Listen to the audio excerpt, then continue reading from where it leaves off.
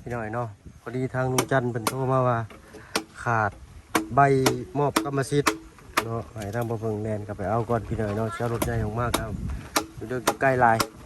เนาะเอาเดี๋ยวสิกลับมาใหม่เรามาทางเด้อโดยเนาะจะหน่อยกลับมาไปแลนเวียกกันทางนู้นเหมือนกันเนาะด่วนงานด่วนบาทนี่สบายดีทั้งน้องเกมทุกพ่ออยู่บ่ก็ยักไปใส่อ๋อเพิ่นอยากได้ใบอันมอบกรรมสิทธิ์เนาะมีอยู่บ่เรืออยู่บ่น้ำเอื้อยเฮาอยู่ห้านเลยอ๋อก็ไปเอาน้ำเพิ่นเนาะเอาไปลองทำมึงมีบ่เลยเนาะทุกพ่อไปอยู่วันนี้เนาะพอดีทางลุงเพิ่นด่วนพี่หน่อยเนาะสิไปก็กรรมสิทธิ์ที่ดินให้ทางน้องคำดีเอาขอบใจทั้งน้องเกมหลายๆโดยสบายดีเนาะพี่หน่อยเนาะกล้วยมันเต็มอยู่เนาะฮอดบ้านของทางนายบ้านเพิ่นอีกพี่หน่อยเนาะใบมอบกรรมสิทธิ์มีบ่เจ้าบ่มีซ้ำแล้วกันเฮ็ดได้ใบเฮ็ดไปเอานี่ใช้ได้บาทนี่ขายเสื้อผ้าอยู่ตรงไหนไหมมาเก่งทางขึ้นเมืองน้องโอ้โดยมีอยู่เนาะโดยขอบใจหลายๆจะด่วนเพิ่นวะได้เนาะจะถ่ายมาได้น้ำห่านเพิ่นเนาะบ่เคยเห็นเพิ่นปิ้นเตือบ่เห็นป้ายเพิ่นน้อยโพดเนาะรอถ่ายจักหน่อยทางลุงเพิ่นเสร็จตามแล้วแหละไปหน่อยเนาะเพิ่นบ่ได้ปิ้นไว้เนาะสั่งแล้วเพิ่นจึงปิ้นให้1 ใบหนาสิพ่อไปน้องเนาะสิเอาไปเพื่อได้จังได้เนาะเอาเบิ่งกันเต็มอีกพี่น้อยเนาะว่าจะเป็นอะไรเนาะบรรยากาศการซื้อดินเนาะไอ้ว่ามีดีน้ำน้องคำดีเพิ่นเนาะทางเป็นปันเป็นบีแบ่งให้พี่น้อยเนาะพอได้อยู่ได้เศร้าไปพอกันพอแล้วพี่น้อยเนาะกำลังหดครึ่งทางเบิ่งรถเสร็จเอกสารเพิ่นก่อนเนาะ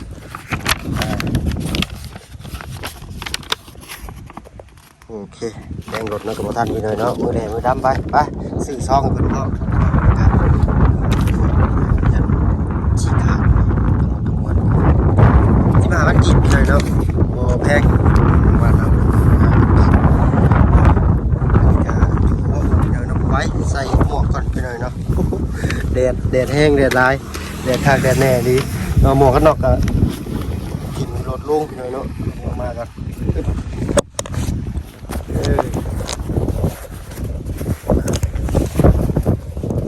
โอเค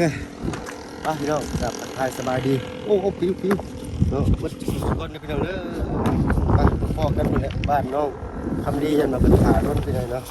ใบเดียวนี่กันนะสิพ่ออยู่ตัวพี่น้องทางพ่อก็สิเรียนมาซื้อขึ้นมาอีกเนาะไปพี่น้องไปแล้วพี่น้องเนาะมาฮอดจอดถึงบ่ซาบ่ไวได้มาแล้วแต่ว่าเปียกแล้วจักเนาะโอ้ยถ่าทนบ่เนาะโอ้ยขอโทษขออภัยหลายๆจ้ะเพิ่นบ่มีในเฮือนพระวัดเพิ่นแล่นมาซื้ออยู่ทางเข้านี่โอ้ยสวัสดีจ้ะลองเทคนึงอยู่ซื้อซองมาเพิ่นนำเนาะเลยไอ้คนกระไรว่านี่แหละซอยกันนะเลยโอ้ถ้าบ่มีว่าเพิ่งนี่ก็สิได้แล่นหูตั้งออกไปอีกนี่ออกไปแค่ในแต่ทางลูกพระวัดเพิ่นฮู้จักห้านเพิ่นน่ะนะห้านขายเสื้อผ้าเด้บัดนี้เด้อปิ้นนี่เนาะเลยปิ้นเอกสารพี่น้องเอ้ยแม่นใบเดียวพออยู่บ่ถ้าบ่พอได้ได้สิแล่นได้อีกก็ได้นี่แล้วบัดนี้เอาเนาะกราบทักทายเด้อพี่น้องเนาะกราบทักทายสบายดีเบิดทุกคนเนาะมาเลยทางบ่เพิ่งเหนื่อยสบายดีทางบ่เสียงเจ้าสบายดีซอยกันเหนื่อยไอ้มิกเด้ก็มีเอามิกนี่มีอยู่มิกนี่เอาผู้หนึ่งมีเจี๊ยบผู้หนึ่งมีมิกหักแล้วบาดนี่เนาะยับเข้ามาเนาะมาให้เพิ่นจดบทบันทึกแล้วก็อ่านน้ำกันฟังน้ำกันครับเป็นสัก4พยานขายได้ขายมีพยานจักคนพยานเดียวไปขายเดียวกับป้าบ่ป้าได้ป้ามานั่งทางผัวเราว่าบ่มาว่าซั่นเราไปเรียกเรียกที่ไหนเนี่ยล่ะนี่เอื้อยเลยแท้บ่เบิ่งน้ำกันเนาะนั่นล่ะป้าป้าลุงบ่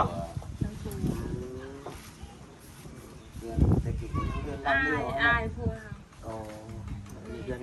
เพื่อนอ้ายผัวเพิ่น ลุงเนาะคือลุงเนาะ แม่แม่ เป็นป้าว่าซั่นซะ เออ ป้าเอิ้นป้า เอา ใส่พ่อเพิ่ง โอ้ยโอ้ยกำลังกินถามอยู่ขอบใจขอบใจ นั่งมาแล้ว นะจากตัวนี้น่าลุงมา บ่น้ำเปล่า เปล่าบ่ เนยโอ้ดูเละมากข่อยขอบใจเจ้า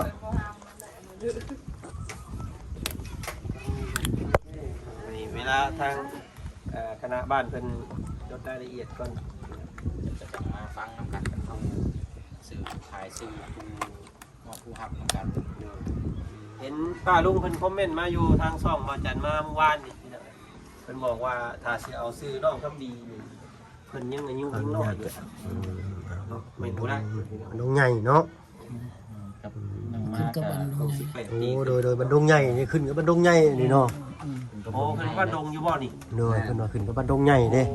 กับบันดงถึงง่ายกับบันดงง่าย โอ้ เนาะ กวมเนาะมันดงนี่ก็ถือว่าพวกได้ใส่ ตัว ดงใหญ่ดงในเนาะ เนาะป้ายนี่ขึ้นซื้อบ้านซื้อเทิมมันซื้อแต่ว่าเป็นเวียกเป็นงานนี่ขึ้นกับในบ้านดงใหญ่เนาะดงใหญ่นั่นเอง นี่เพิ่นจะก๊อปให้สดๆร้อนๆเลยได้นี่ก็ได้ มันอยู่ โดยยังรุ่นอยู่ ขาวอีกใช่ไหม ข่อยก็บ่ได้เล่งอยู่ดอกยืนตากแดดข่อยยืนตากแดดข่อยชื่อหูเล่ง วัน วะ ที่ยังมื้อนี้เบิ่งก่อน 18 18 ด้วย 19 19 19บ่โอ้ยลงกำบาทนี่ ก็ได้วันอาทิตย์19 เด้อขอโทษขออภัยปะลุงเลยเนาะ ก็เดือนเจ็ด เดือน7เนาะ เจ็ด 7 ปี2026โอเคทางคณะเพิ่นจดก่อนเลยเนาะ สามารถแล้วกันเนาะ เดี๋ยวรอ ได้มีทาง จบแล้วก็เราจะมาอ่านฟังน้ำกันทั้งขาย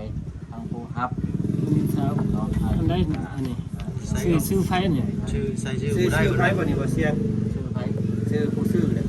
กับผู้ซื้อกับผู้นี้นะซื้อพ่อแล้ว และ นะ บอก ปลา พ่อใช่ลูก หน้าระมงบ่อยยาว พอยังยืนว่าในวันที่19 7ปี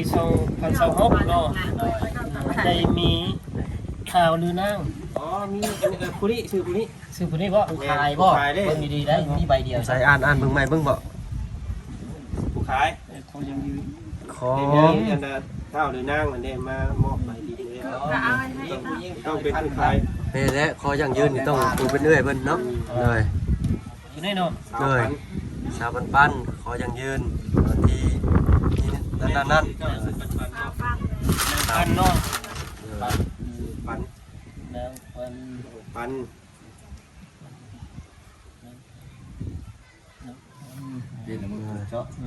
อายุมันแหละปันอยู่ อายุเท่าได้เอ่ยเจ้า 12 32โอ้น้องเพิ่นก็ยังอยู่ชั้นนี้ก็ได้นะ สันสาดลาวเนาะ เหนื่อย ใส่กระเมนก็ได้ ยำเทียบ ดีเด้อว่าหยอกเด้อ อาชีพ อาชีพ สิบทั่วกัน สิบ นะ ค้าขาย ค้าขายเนาะ สิบ เหนื่อ ค้าย ขาย ขาย อาชีพ ส่วนเอาไว้ข้างหลัง ส่วนหน่อยทางหลังเห็นก็เบิ่นแล้วพี่หน่อยเนาะอาชีพชาวนานี่ทางบ้านเฮาใส่หลายเลยเนาะใส่กันเบิดบ้านพี่หน่อยเนาะ เห็นหน้าแล้ว เนาะแล้วได้กับชาวนา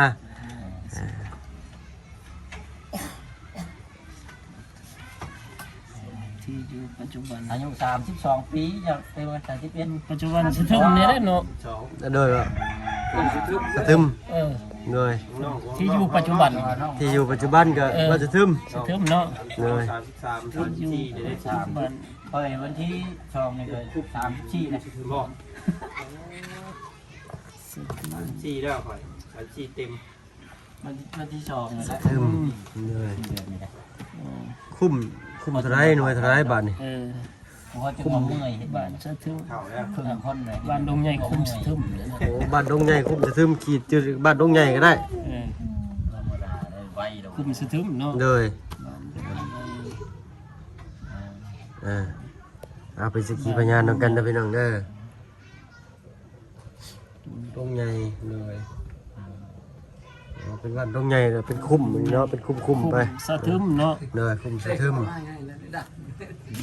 ใส่ชื่อแค่นี้ บ่ประชาที่เฮาก็เป๊ะๆเลยจุ่มเดียว สะทึม ได้บ่ได้บ่ได้บ่โอ้ เดินทางตามเดินทางตลอดก็ฮู้ เลย มีลายกับว่าแล้ว ได้น้อยนึงเนาะ หน่วยแปด หน่วยที่8บ่อันปัน หน่วยแปด เงินเลขที่มีบ่ บ่มีนะ ยังบ่มี โอ้ยังเพิ่นยังบ่มีเลขที่เนาะโจไว้ก่อน บ่ได้เชื่อเงินทางนี้ยังบ่ได้เชื่อเงิน คือถนนนี่บัดนี้พร้อมด้วยขยัน หายทางในบ้านเพิ่นเขียน งาน รายละเอียดจักหน่อยไปหน่อยนะจะมาเบิ่งสิเอาตัวสำคัญได้ไปลุมเบิ่งกันแล้วกันไปหน่อยเนาะ ทุกสร้างเนาะ เดี๋ยวก็ฉีดพร้อมได้ยาวเนื้อไตตกนะตามระเบียบเนาะเคยวัดแทกมาเนาะอันนี้ต้องไปวัดอีกเทื่อหนึงเนาะบ่เสียงเนาะ วัดมาแล้ว วัดเรียบร้อย เรียบร้อยแล้ว บ่มีนะตัวโป่งๆผมยาว ตามที่ทางเขาไปเบิ่งเมื่อว่านนี่เลยเนาะ ขีดนิ้วเนาะ คือมาเฮ็ดเอาแล้ว เอาสำเร็จเนาะชาวปันบายดีเด้อจ้ะ นี่ เนา มันยัง ะ ยืนมอบกรรมสิทธิ์ สำเร็จเสร็จสิ้นมื้อนี้แหละไปหน่อยเนาะ หมายมอบ น้องเพิ่น อยากย่างนี่คือเก่าบ่มื้อนี้ เข็มเพิ่มใส่ เรา ได้ ยัง บ่ ย่าง เข็ม แต่ เดี๋ยวแถวนี้ ไป ก็ได้ ยังยืน ยังบ่ทันได้ย่างก็ย่างเนาะยันมันนักเสพได้ แม่ เด้อ ก็เลยบ่มีนั้น สำเร็จเสร็จสิ้นมื้อนี้เนาะไปวัดแทกมันเรียบร้อยมาบ่ทันจำพี่น้อยเนาะทันแต่ขั้นตอน ปรึกษา ถ้าว่า มีแต่เขียน มีใบนี่ก็บ่ทันอีกบ่เพิ่งก็ได้ แล้ว หน้า เนื้อ เนาะ หน้าทิศเหนือ ใครได้แต่ใบอยู่มีก็เลยได้แลกเข้าไปเพิ่นก่อน ตะเวนออกก่อนเอา เขียนว่าทิศตะวันออกก่อน ครอบครัวทางชาวปันเพิ่นเนาะมีบุ ตะ ญ วันออก คุณมีพระคุณกับทางบ่าวตะโลและก็ทางครอบครัวน้องคำดีเนาะปลาลุง FC ว่างามทั้งหน้าตาและจิตใจเพิ่นว่าเนาะอายุ32ปีเลยเนาะ มีแต่เป็น15 เดี๋ยวได้ทางนั้น 15เมตร 15เมตร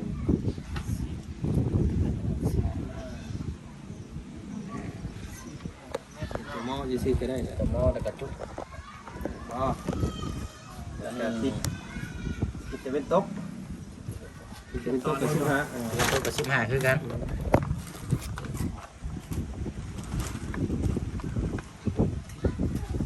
เมตรคือกัน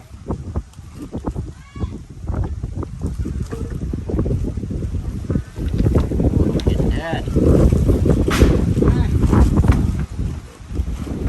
15 เมตรทิศเหนือ27ทิศใต้30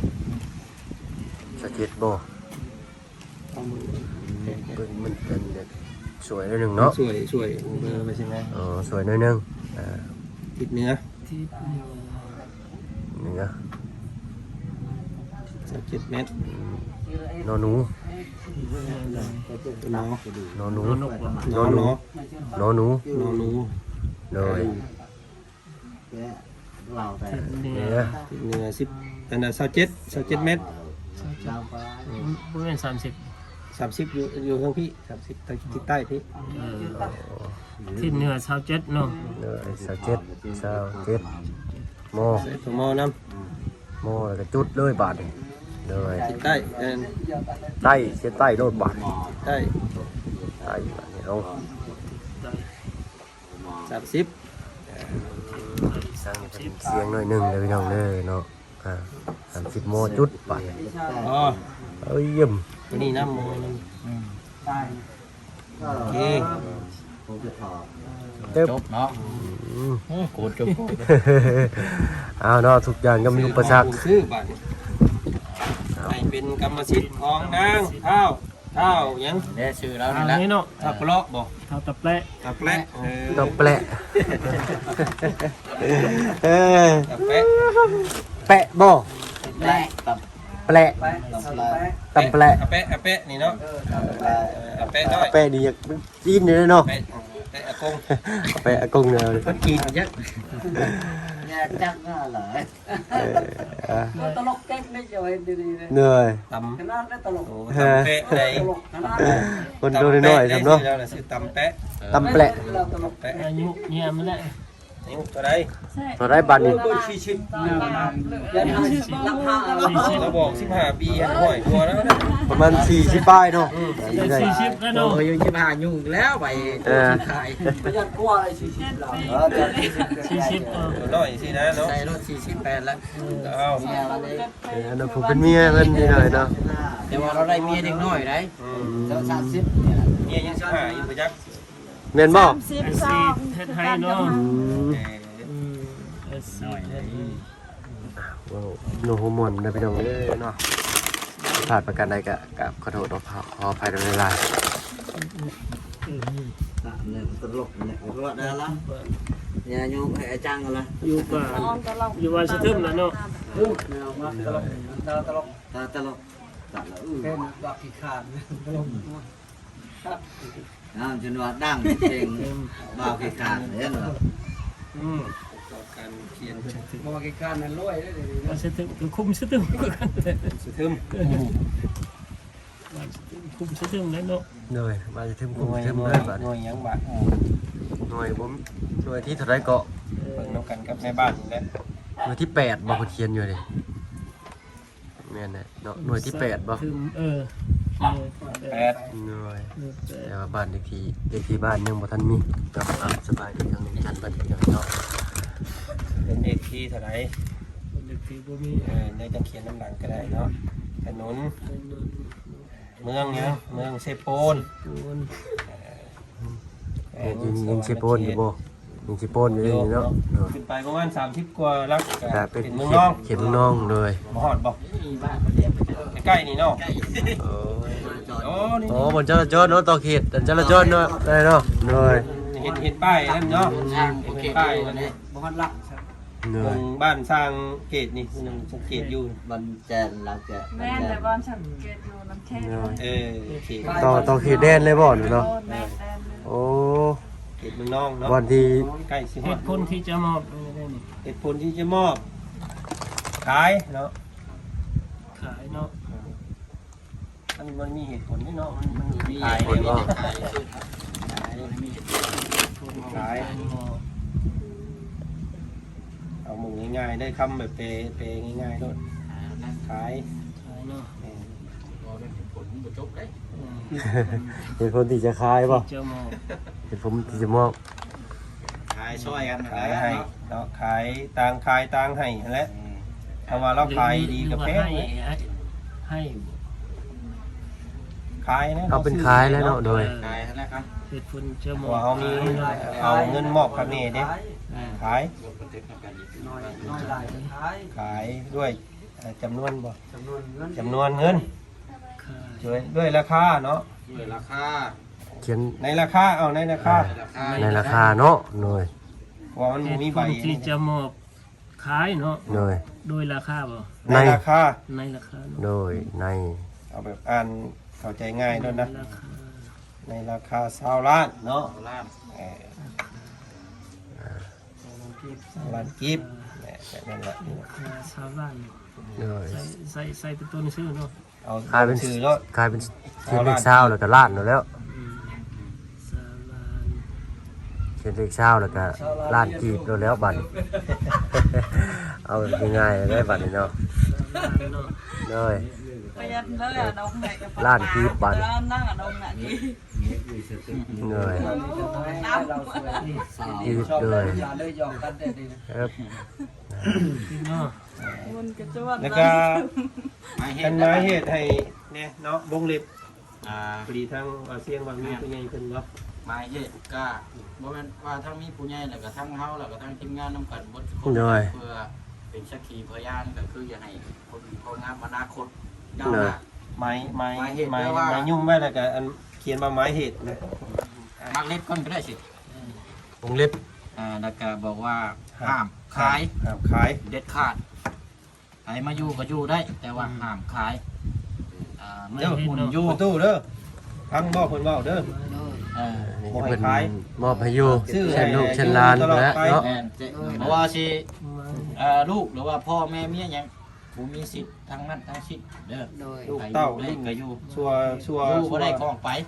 ชัว ให้คนดูให้คนที่เพิ่นอยู่ได้เพิ่นมาอยู่ โดย ทางครอบครัวชุมเจ้าเด้อ โดย ไม่ให้บ่ให้ขาย ขาย ห้ามขาย ขาย จำ2มิตรก่อนก็ได้ โดย ห้ามขายเนาะ ขาย เอ้าจะเจอไปสองนะ อันนี้คือเป็นชนะอยู่ ย้อนเจ๊เอาทั้ง Chị, nên này cái nào vâng qua ห้า thực ม thay ขายห้ามเอาไปจำนองเนาะก็อยู่ในคำว่าห้ามขายนะ ทุกอย่าง mà cần ở ได้ ได้แล้ว thế อัดวงเล็บไว้บาทนี่ ตรงนี้ไว้ปิดไว้เลยปิดปากไว้เลย เริ่ม ngăn lấy อ๋อ เลยนะ đèn cọt บาทนี้ก็ใส่เดือนเนาะใส่วันเดือนปี เอาเจ๊ก็เอา ใส่เป็นก่อนอ่านน้ำกันอีกหนิดนึงผมผูกเกี่ยวเนาะกล่าวต่อหน้าคณะบ้านกรรมการปกครอง ในบ้านน่ะได้เบิ่งเนาะ อ่านเอาในบ้านอ่านเนาะ โอ้ได้บ่ทางน่ะโอ้เต็มโขงบักไง đó này หาอยู่หากินพี่น้อย rồi chưa mình được lẹ đấy ตั้งแต่ đang วัน lên ที่ này เนาะ đó vừa mình một trận tầm mày mình làm chưa ที่ใส่บัญชี ที่ ก่อน ที่19นี่เนาะ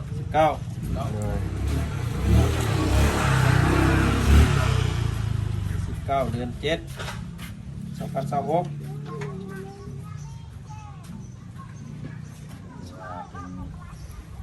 เป็นต้นไปบาท เอาชื่อดินแบบรายละเอียดอ่อนนะพี่น้อง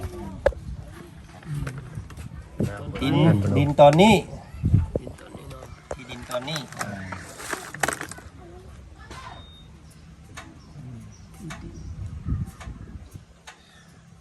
ก็เป็นกรรมสิทธิ์ของตะแปะ จะเป็นnhà ได้ชื่อคุณพ่อนี่แหละครอบครัว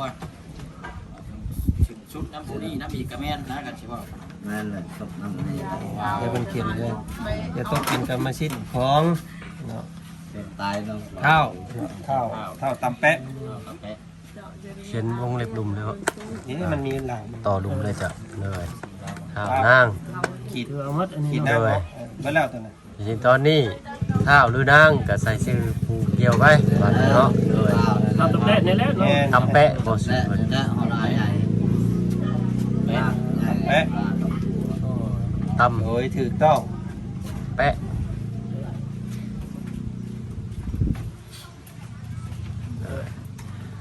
โดยยังไงนั่น เขียน โดย เล ถู ย กต้อง ถูกต้องร่างนี้คณะกรรมการปกครองบ้านใส่บ้านของในบ้านนี่แหละ บ้านสะดึมบ่ บ้านหยังลงใน บ้านดงใหญ่เนาะ เออ บ้านดงใหญ่โลดแล้วบ้าน ในบ้าน โดย ปกครองบ้านตรงนี้ เป็นอันทางในบ้านเพิ่นเขียนแบบอันละเอียดนิดนึง โดย มันก็เลยอยากซ่านี่พี่น้อง อืม เป็น นี่ เป็นจับอันว่าอันหมักเสียมจกเห็นไฮไลท์โพดมือมันเก่ง โอ้ เลย ยเพิ่งบ่ได้จับสอ ซ่าง จับ นี่ อีก บ่เนาะ จับแต่ผ้ากับจกโอ้พอเนาะ ถือว่าหมดเลย เบิดเลย บ้าน ไม่ นี้ แต่ ลายเส้น เอ ผู้ อ ขายผู้ซื้อ ลายเส้นพยานเนาะ งานผู้ซื้อบาท พยานผู้ซื้อ ซื้อหาไอ้ปานยับเข้ามา มาเลยมา แล้วยับเข้ามาใน nhà nhà nhà nhớ này đấy เอาพวกเฮานี่ก็ได้ บ่อันบ่อันเส้นตัวนี้ก่อนนี่ก่อนก็ได้กันเอาต่อ ลาย เอาต่อ เส้นผู้มอบนี่อ้าวไป ปาน เออ เห็นชื่อเจ้า เส้น นะ ไหม จอดมือจังกระปะนาง เส้น จั ห ง น้าระเบิดสั่งเลย ปัน เขียนอยู่รูปมันก็ได้ เออ สิลงลุมมาแล้วได้แล้ว ประตูนี่เขียนบ่ได้ก็เอา ผู้ ไป ฮับ โป๊ะ อ้าวมันไหน ครับ เนี่ย มี มีบ่ เขียนบ่เป็นมีแต่กัดเลือดบ่ ตั้มบ่ แต่ปั๊มเสียงมีบ่เสียงมีก็เอามา เตรียมพร้อมมานี้นี่เนาะโอ้ต้องมีวัดวัดแทกบรรดาอัดเอกสารมานำเด้อ ข่อยก็มีอยู่เดี๋ยวนี้ แม่นได้ขอหยิบไว้แล้วมื้อนี้น่ะไปซื้อมาแก้ไม่เลยนะ โอ้คักลีนี่เนาะ เอาสีน้ำเงินเนาะน้ำเงินเด้อ สีแดงนี่มาเห็ดว่าได้ลุง สีแดงนี่เฉพาะพวก ห้าม ที่ ได้เนาะ เป็นอันนั้นเดี๋ยวครับมันมีอยู่เลยเพิ่นบอก มีอยู่ อืม มาถามนะ เอ้ามันเลยจังว่าไปเบิ่งกันเด้อมี แต่เป็นรายชื่อขายพวกนี้ต้องเอาสีนี้แล้ว แม่ เนย พออ่ะ พวกมีความผิดบ่สีแดงนี่ แม่ มันมีเศรษฐกิจมันก็พอ เฮ็ด เฮ็ด เจ้าเอามาตั้งวันเลย พ เจ้าว กข้าราชการเพิ่น แห้ง นั้น ปั๊บ เขียนปืนมาแป๊ะ เออ ชื่อน้ำน่ะ พยาน เขียนให้เล่าในชื่อเล่าหันตำแปะ เนาะ แต่จงเขียนใส่ลูกไปได้ใช้งานไหมจ๊ะ น้ำมือเคยได้ใช้งานเอา อันนี้มานี่ก็อีก3คนบาดนี้ไผพวกเฮาบ่พวกเฮานี่นะป้าลุงสิเอาเบาเสียง หน่อยเอา เสียง บ่เสียงเอาไหมเจ้าเอาไหม เป็นผู้ดูแลเด้สั่งคนชุมเอาแล้ว นะผม เบา เพิ่ เสีย ง งก่อ ดิ นเบาเสียงป้า เอาบ่เสียงเอา ที่หนึ่งพยานเด้เนาะ กระตึบแล้วล่ะ ในภายภาคหน้าถ้ามีปัญหาหยังกันก็เอิ้นชุบข่อย โดย นี่เด้พยาน กับบ่ค่อยงาม เอาเบาเสียงเบาจันทร์ เอาไหมลูกเอาไหม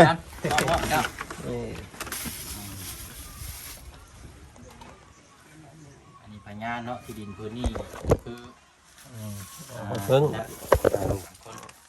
สีดำๆนี่ เพิ่น จะโดนเลย ในภายภาคหน้าลูกหลานบ่ถือบ่ต้องกันนะ แม่น บ่แม่นดินเจ้าดินคอย มันก็เอาไปเนี่ย นี่พยานเบาเสียงเบาจันทร์เบาพึ่งเอิ้นเอา ได้ รอเลยตอนนั้น ครับวันนี้สุดท้ายในบ้านแล้วบ้านนี้ เดี๋ยวในบ้านลง เส้นอันนี้เนาะ คือจบ เนาะ เนาะรับตานี่ต้องไปประทับอยู่ ในบางเรื่องในเรื่องที่คือไว้เยอะมาก กลุ่มบ่ไปประทับเองก็ได้บัดนี้ ปีหน้าเราแล้วไปประทับบ้านหู้อีกแล้วบ้านราคาไปจบได้วันนี้เนาะ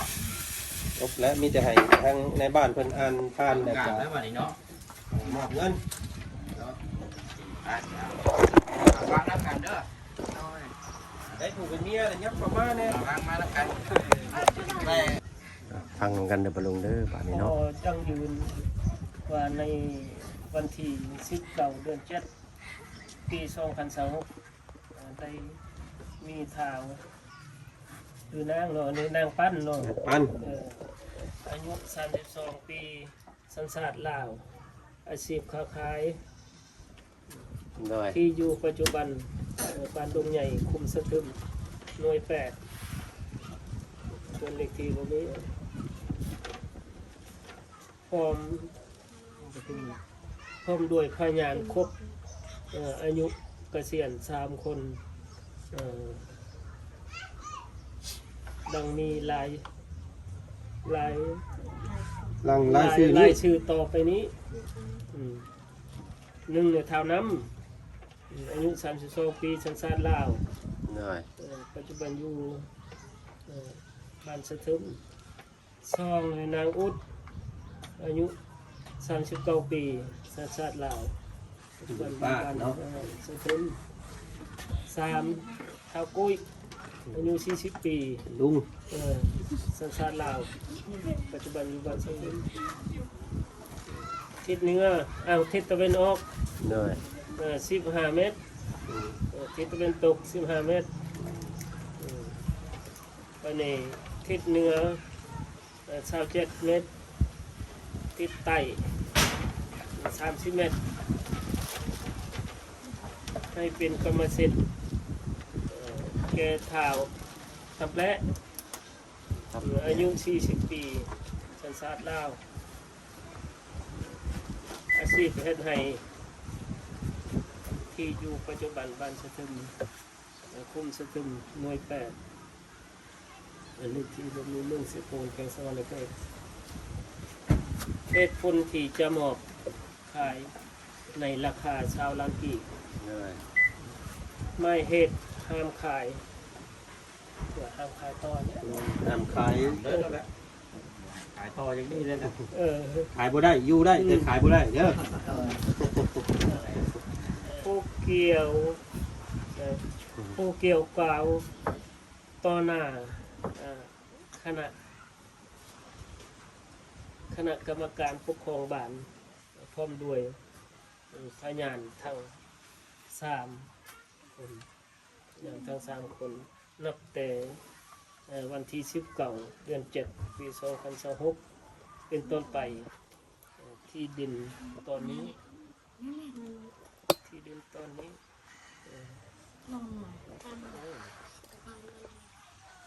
ตอนนี้ตกเป็นกรรมสิทธิ์ของท้าวตะแปะโดยถูกต้องดังนั้นคณะกรรมการปกครองบ้านตัวใหญ่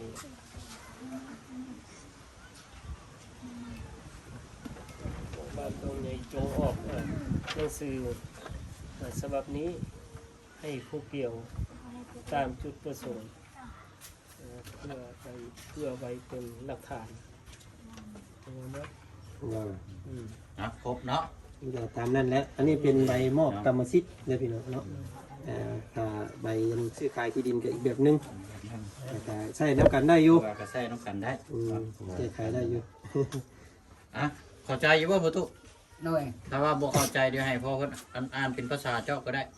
เข้าใจอยู่เนาะ เข้าใจอยู่บ่ เอาตัวมือใช่ไปอาจากบ้าน ครับบัดนี้เนาะเข้าใจเลยเอ้ยเนาะ นี่แต่ขั้นตอนต่อไปก็ให้ทางเสียงเพิ่นและเนาะไป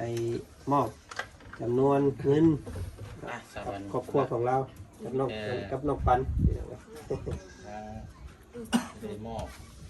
แล้วก็ทางนั้นยังก็ทางเนียมยังเนาะ แม่นค่าธรรมเนียมกับทางในบ้านเพิ่นเอาเท่าใดเนาะถามต้นกันนี่แหละ มาได้ มูลค่านี่20 ล้านเพิ่นซื้อนี่เนาะทางในบ้านนี่เพิ่นว่าจังไดอยู่ที่นะ แล้วแต่ลูกหลานคิดเห็นนั่นแหละ ได้เฮาก็คือว่าแล้วว่าบ่ได้ว่าบ่ได้เฮาก็แก้ไขแต่ว่าบ่มีปัญญาทางเฮาเนี่ยทางแก่ในโรงในบ้านทุกหน่วยนะคันดีสอบนำลูกหลานนี่ เขาสำเคยผ่านมาบ่จะได้ เพิ่นมีจักคนสาเพิ่นมานี่ ไปเจอหลาน50พัดเอา เลย ทางคน 3คน ตอนหา แต่ว่าน่าจะคนละ500,000เนาะ เลยได้ทาง มี3คนเด้ ทางเพิ่นมาจะได้พอสม มา มา ล้าน ครอบครัว 50,000 เท่าไรก็ได้เท่าไรก็ได้ แต่ทางว่าเสียงเพิ่นเนาะ เท่าไรก็ได้ อยู่กับทางอีกตามทางชุมเฮาเนาะ นี่ แล้ว จะ แต่ คิดเห็น ล้าน แล้วแต่คน ทางเฮาเนี่ย โอ้มันจะง่ายอยู่สักที ถ้าเฉพาะเดียวรถเราเฉพาะเด้อเฮาก็เสียคนนั่งบ่นี่กันพอ ให้บ่เสียงเพิ่นอันนั้นก่อนมอบ สิมอบเงินให้ทางนี่ก่อน นอกพยานหลายดีเนาะ โอ้เนาะ มีแต่พยาน ชื่อจะกันเด้อล่ะเด้อ น้ำอดนี่ เด็กน้อยนะโมนี่เป็นพยานนํกันเบิด โอ้เนาะอันนี้ยังพยานเลยนี่ เป็นนี่ยังง่ายเนาะแล้วก็เป็นเงิน2ก้อนเนาะคนละล้านกีบรวมทั้งหมด20ล้านเดี๋ยวรายละเอียดอันนั้นผู้ช่อยนี่เดี๋ยวเขาจะแจ้งกันอีกรอบนึงเช่นก็แจ้งไปแล้วว่ามีใครแน่เนาะเดี๋ยวเอาสิมอบขั้นตอนนี้ไปก่อนเอาแล้วก็ประตูเด้อโธ่ มีขันว่ามีขันบ่ ขันหน้าขันเลย ขัน เชื่อขัน จ้าเงินคำ จาน อยู่ เอ็ นี่ ดจานเนี่ย มีบ่ นกเป็นหมุดขึ้น เส้นหมดป่ะจาน เฮ็ดบาทนี่เอ้าคอยได้ลาดดึงดอกได้ได้เนาะโอ้หักเห็นเรายืนเนาะ หน้าคุณลาว ดูน้อยนึง เงินคำเงินคูณนี่นี่ และ ผู้ขายก็ให้คำให้คูณผู้อยู่ก็ให้อยู่ดีมีแห้งสร้างสาเนาะร่ำรวย แกงชวน มีชาวมองกันเลยมา ไม่กี่บนบัตร เอา มาแล้ว โอ้งามจะแบบนี้ นี่ ยับก็ว่า อันนี้ก็จะเช่นกี่ โอเคดีกว่าเนาะพี่น้องอันนี้นะ อันยิงชน แกก็มันสิปิว 2 4 6 8 10 2 4 6 8 10ไม่ได้พี่น้องเนาะ เหนื่อย เอาเท่าที่ได้มาฮับเลย ขายได้ทั้งหมดเอาประตูนมือเด้อเอาคำคูณ เหนื่อย ยืนให้นี่อีกยืนให้นี่ โดยมันนักการไก่ โยนยาวเงินพวกกัน จะได้โน้มบาทนี่ จับกันอยู่เนี่ย เอากันเอา เอ้ยเนาะ เอาปั่นเด้อ เอาขอบใจเพิ่นเนี่ยขอบใจทั้งนี่ขอบใจทั้งผู้ซื้อผู้ขาย พ่นแต่ขอบใจด้านผู้ขายคุ้มใจเด้อ โอ้ตลกมันก็เพิ่นว่านี่เนาะ มอนำ โอเคเนาะบาดนี้ โดยสปันนับเบิ้งเด้อสปัน แล้วก็เจ้ายัง นับเบิ้งเนาะ จัดรบกวนอีกแป๊บนึงแม่เดี๋ยวเชฟเลยมอบทางคนเนาะน้องพ่อคน3คนเนาะดีนะครับ มีหยังก็มีแต่มาหาทาง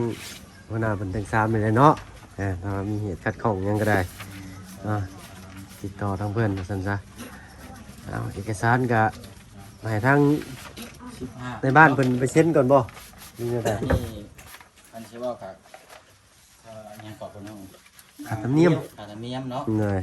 บ้านเมืองบ้านเฮานี่แหละพี่น้อยเนาะอันนี้ค่าธรรมเนียมแล้วพอเด้อ จ้าจ้า 1,500,000 กีบ ขอบใจละลาย เลย ขอบใจคนละลายเนาะวันนี้ก็มิแต่อยู่ในเอาตัวนี้ไปเส้นประทับตาอีกทีนึงเนาะ มอบนี่ให้ทางข้าวตำเป๊ะเพิ่นกับเมียนี้ พี่น้อย รักษาไว้ดีๆได้มีใบเดียวสำได้นี่ พวกตัวนี้น้ เอาสบาย ตัดสนุดขึ้นเนาะ เอาไว้แบบนี้กลับ แล้ว เอา ขอ เลย เก็บ ครับ ภาพในการเสร็จ ครับเอาแล้วต้อง พอลูกกดเจ้าออกก่อนแป๊บนึงชายบ้าน ำใช่ครับเป็นเจ้าของดินเพิ่นก่อน เอาครับจับมือนะมือมา จับเด้อจับเด้อ นี่ เอา เด้อเนี่ยเด้อก็ได้ เด้อ จุดไหน มือกล้องเอามือกล้อง เอาคนเบิ่งเป็นไดถึกใจอยู่บ่ตบมือคนเบิ่งเอาเด้อได้ใจนะคนดูนี่ก็ได้พี่น้อยเนาะเอาเนาะกับประมาณสำนี้นะมาเบิ่งกันสิขอตัวลำลาแล้วพี่น้อยเนาะอยู่ดีมีแฮงเบิดผู้ทุกคนเนาะไปแล้วพี่น้อยเนาะ